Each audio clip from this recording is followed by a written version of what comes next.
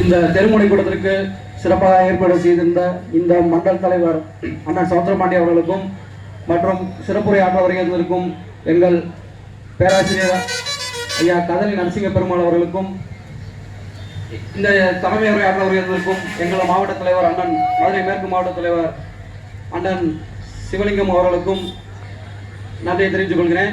இப்போ எப்படி சொல்லணும்னா முன்மொழி கொள்கையை பற்றி நான் பேசுகிறேன். முன்மொழி கொள்கையில் எங்கள் மோடிஜி என்ன சொல்கிறாப்புல, மூணாவது மொழியை படிங்கன்றாரு.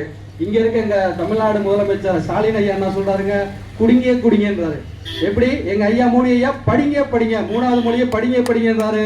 இங்கே இருக்க தமிழ்நாடு முதலமைச்சர் ஸ்டாலின் ஐயா குடிங்க தெருக்கு டாஸ்மார்க் வச்சிருக்கேன், எங்கே அலைய வேணாம், 24 மணி நேரமும் சரக்கு கிடைக்கும். ஏன்னா 10 மணிக்கு மேலே போச்சுன்னா ஒரு 50 ரூபா கூட கிடைக்கும், அவ்வளோதான். எனி டைம் குடிச்சிக்கலாம், எனி டைம் கஞ்சா குடிச்சிக்கலாம், ரோட்ல போறவங்க வெட்டிக்கலாம், எது வேணா செஞ்சுக்கலாம். எத்தனை கொலைங்க, எத்தனைங்க இங்க போலீஸ்காரங்க பாதுகாப்புலாம் போச்சுங்க. போலீஸ்கார கல்ல வச்சு கொள்றாங்க.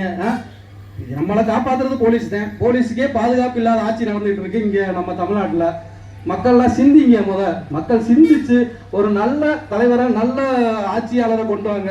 இப்படி சொல்லணும்னா நம்ம பாரத பிரதமரை பத்தி சொல்லணும்னா, அவர் 2000 குஜராத் பூகம்பத்தில் அழிஞ்ச மாநிலம். நான் 10th படிச்சு நினைக்கிறேன். அப்பெல்லாம் இங்க இருந்து இதுக்கு நம்ம கொடுத்தோம், இங்க இருந்து தமிழ்நாட்டுல இருந்து பூகம்ப நிவாரண நிதி கொடுத்தோம். நிவாரணம் கொடுத்தோமா கொடுக்கல 2000? இப்ப குஜராத் அழிஞ்ச மாநிலமா இருந்துச்சு. இப்ப குஜராத் எப்படி இருக்கு நீங்களே சொல்லுங்க. குஜராத் இருக்கு பூர்ண மது விலக்கு, 24 மணி நேரமும் கரண்ட், 365 நாளும் விவசாயம் பண்றதுக்கு தண்ணி. இதெல்லாம் யாரு கொண்டு வந்தா? அப்ப முதலமைச்சர் இருந்தா இவர் நம்ம நரேந்திர மோடிஜி கொண்டு வந்தாரு. இங்க தமிழ்நாட்டுல என்னதான் இல்ல, எல்லாமே இருக்கு. கேட்டா நாங்க மத்திய அரசு தமிழ்நாட்டுல தான் வளர்ச்சி வருதுன்றீங்க. தமிழ்நாடு கவனிங்கயா, தமிழ்நாட்டுல இந்த ரோடு போட்டா 20% ஊழல், தமிழ்நாட்டுல ரோடு போட்டா 20% ஊழல், பாலம் கட்டா 20% ஊழல். ஒன்னே நல்லது பண்ணிருக்காங்க. என்னன்னா இந்த ஆட்சியில டேம் கட்டலங்க. டேம் கட்டினா பாதி கிராமம் வெட்டியாவே இருக்குங்க. ஏன்னா அதுல ஊழல் பண்ணிருக்கான். டேம் ஒழுங்கா கட்டிப்பானா, ஒழுங்கா அந்த பஸ் ஸ்டாண்டே கட்ட மாட்டேன்றான். இவன் டேம் கட்டியது என்ன, டேம் கட்டியது என்ன ஆகும், டேம் கட்டியது என்ன ஆகும், தண்ணி நிக்குமா, நிக்காது. அவன் ஓபன் பண்ணிட்டு போயிருக்கான், அவனோட சேர்த்து அடிச்சுட்டு போயிருக்கான். அதை நம்ம காப்பாத்திருக்காங்க. இவங்க நல்லா நன்றி தெரிவிச்சுக்கணும். யாருக்கு? இந்த திமுகவுக்கும் இந்த திராவிட கழகத்துக்கு நன்றி தெரிவிச்சுக்கணும். இதை சொல்றாங்க, அப்பா மோடி தமிழை அழிக்கிறாரு அப்படின்றாங்க. தமிழ் எங்கடா அவர் அழிச்சாரு? தமிழ் அவர் தானே வளர்த்துக்கிட்டு இருக்காரு. எங்க போனாலும் தமிழ் தொன்மையான மொழி, யாது முறை யாவரும் கேள்வி, எல்லா ஐநா சபை முதற்கொண்டு தமிழை பத்தி பேசியிருக்காரு.